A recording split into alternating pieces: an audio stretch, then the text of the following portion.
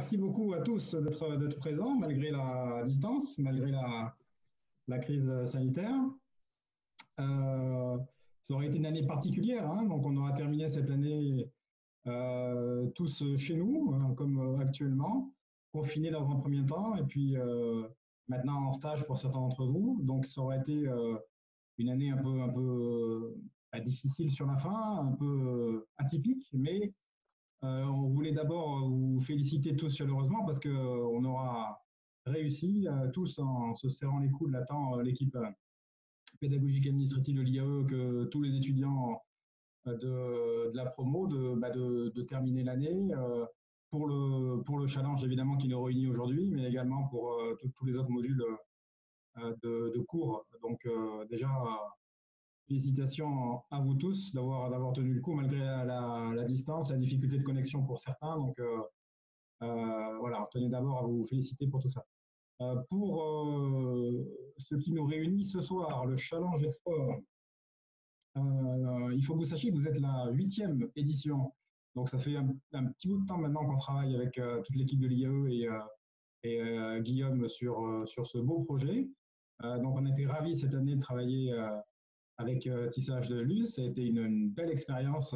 Les étudiants ont travaillé donc depuis le début d'année sur 3 grandes étapes. Le diagnostic de l'entreprise, le ciblage marché avec un ciblage critériel, une espèce d'étude de marché globale qui a été effectuée sur tous les pays potentiellement intéressants pour l'entreprise et ses produits, puis un plan export concret, stratégique et opérationnel, avec un ciblage sur un pays particulier et un marketing mix international et un plan d'export et d'importation pour ce pays.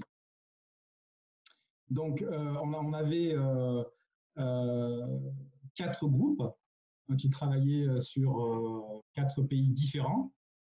Yaya, Zoé, Julie, Chloé qui travaillaient sur les États-Unis, la Floride plus particulièrement. Gabriel, Claire, Marjorie, Marion qui travaillaient sur Benelux. Ensuite, on avait Rémi, Titiana, Pauline, Marianne et Hugo qui travaillaient sur Danemark. Et Manon, Quentin, Alba, Prune et Maël qui travaillaient sur la zone germanique. Ça a été évidemment, comme d'habitude, mais peut-être encore plus cette année, compliqué de choisir un gagnant, puisque c'était très très proche. Hein. Vous étiez vraiment, ça s'est joué à peu de choses, et ça s'est joué, je vais dire, Guillaume, Marie et Jérôme donneront leur impression, mais moi j'ai l'impression que ça s'est joué vraiment lors de la soutenance et à quelques petites choses, que le travail de fond était vraiment de très haut niveau pour tous les groupes. Donc ça a été vraiment difficile de vous départager jusqu'à la fin. On a hésité, donc ça veut dire que c'était un très bon travail pour tous. Donc merci à tous pour le regard que vous avez posé sur l'entreprise. Effectivement, comme je le disais, ça nous a permis de nous poser nous-mêmes de nouvelles questions, et puis voilà, c'était à la fois professionnel et rafraîchissant.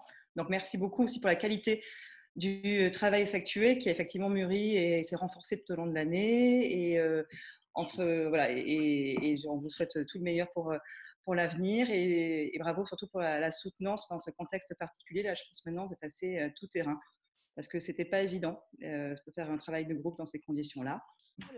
Voilà. Super.